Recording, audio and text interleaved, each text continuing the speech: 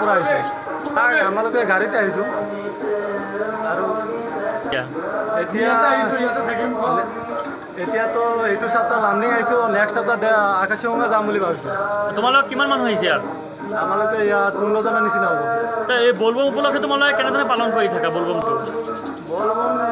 চবেই যেনেকুৱা মানে আৰু তেনেকুৱাই দীপ মাৰ্গ আমি লংকা টেঙা ওচৰৰ পৰা আহিছোঁ কেনেকুৱা লাগিছিল লামডিং আহি বহুত ভাল লাগিছে